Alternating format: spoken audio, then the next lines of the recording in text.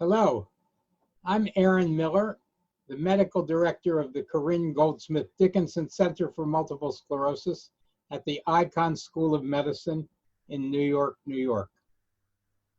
We're bringing you a CME Outfitters broadcast on bridging what was learned at CMSC into your MS practice.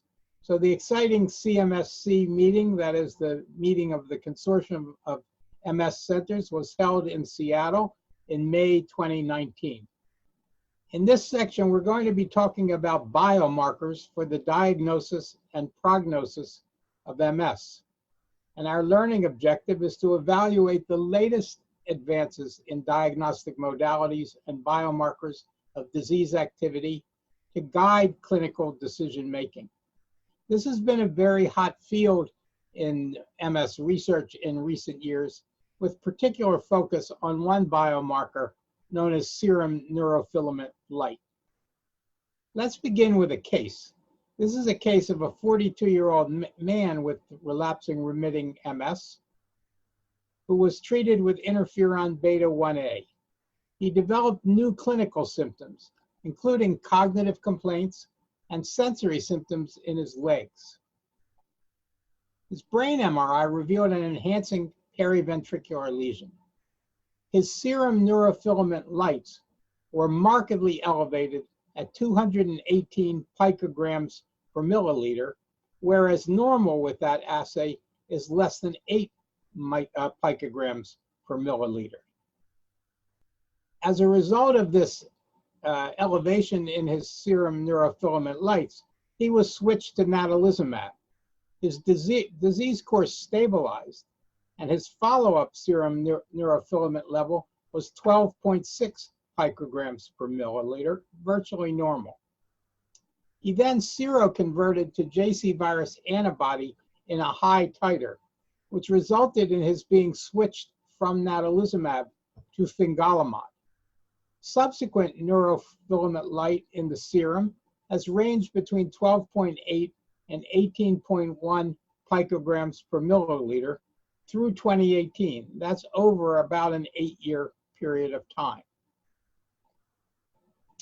So this is an example of how one might, at least in theory, use serum neurofilament light as a biomarker indicating disease activity. Now, it's unclear whether this patient would have also had other evidence of disease activity, either from clinical relapse or from MRI. But serum neurofilament light is moving into clinical practice. For the most part, still in the United States, this is not a commercially available test as yet, but certain MS centers do have the capability of doing that test. And I think over the next few years, we'll be seeing probably the commercial adopting of this measure to aid in our decision-making clinically. Let's turn at this point to a second case. This is a 62-year-old man with secondary progressive MS. He's been on interferon beta 1A for 20 years. In 2016, he elected to discontinue therapy. At that time, he already had advanced disease. His EDSS was 7.5, which means essentially that he was confined to a wheelchair. And his condition was slowly worsening despite therapy. His serum neurofilament light was 28.3 picograms per ml at discontinuation, which is somewhat elevated. He continued, unfortunately, to experience progressive decline, and his EDSS increased to 9. A follow-up serum neurofilament light in 2018 was 48.0 picograms per ml. So serum neurofilament light is a representation of neuronal destruction. So the fact that he was continuing to show an increase in his serum neurofilaments indicates that he was continuing to drop out neurons. Unfortunately, because of the current status of our treatment for secondary progressive MS, it's not clear that one could have done anything about this, even if one anticipated his progression by seeing elevations in the serum neurofilament lights. However, hopefully over the next few years, we may start to see some more progress made in the treatment and management of people with progressive forms of MS. And at that point, monitoring serum neurofilament light might be an important adjunct to our care of patients. Serum neurofilament light is essentially a nonspecific marker of neuronal destruction. We can see it actually in conditions other than multiple sclerosis, but our focus of attention here, of course, is on MS. Another way we might potentially use serum neurofilament light is to tell us whether a particular disease-modifying therapy is working. So, for example, a number of studies have demonstrated that in a patient with elevated serum neurofilament light, if you administer the particular therapeutic agent, you should expect to see a decline in SNFL. And here, as we see in this slide, the median levels of serum neurofilament lights declined dramatically within 6 months of the first course of alemtuzumab, and then stayed down after the second course of alemtuzumab that was given at month 12 throughout the second year after that course of therapy. And we've been able to see similar things with other agents. For example, a recent study presented at the ECTRIMS meeting in Stockholm also showed a prominent decline with fingolimod. So that basically is the most interesting biomarker at the moment and the one closest to being utilized in clinical practice. So again, we see elevations of neurofilaments in patients with active relapsing remitting disease.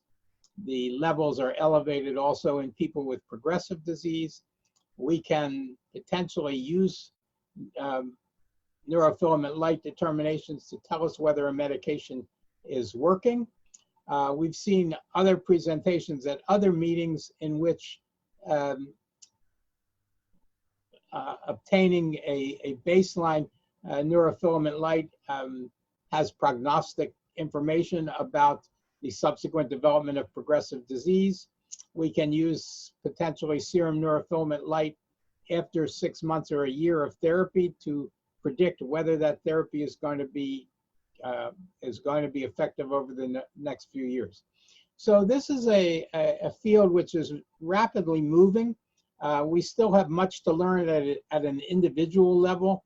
Most of the studies that have been done have looked at grouped data from populations of people with MS.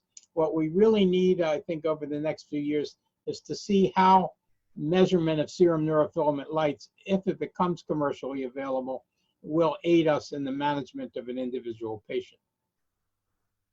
In this next slide, with another presentation from the CMSC meeting, makes the point that a number of other biomarkers besides serum neurofilament light are under study. These are in much more preliminary states of investigation at the moment, but the authors of this paper demonstrated some changes in MET enkephalin, in IL-17, and in beta endorphin.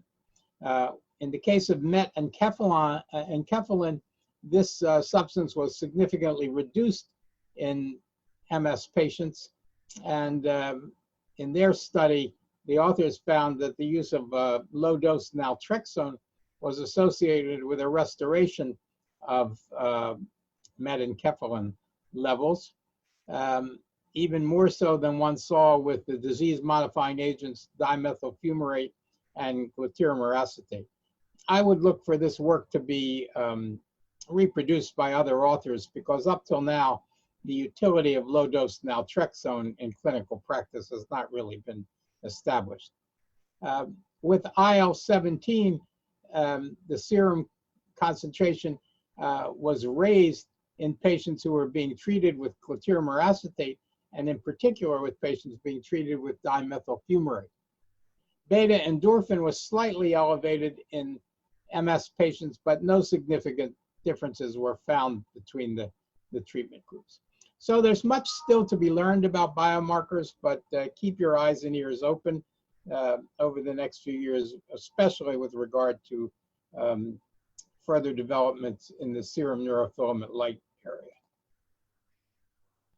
Now, another type of biomarker that many of us might not really think about as a biomarker is MRI. So MRI has, of course, had great utility in multiple sclerosis, and we're always looking for early ways to predict how a patient is going to respond to a particular agent over the next couple of years. So in this study from the Magnums group, the MR study group in Europe, looked retrospectively at the results of the PRISMS study, which was a study of interferon beta 1A given subcutaneously 3 times a week.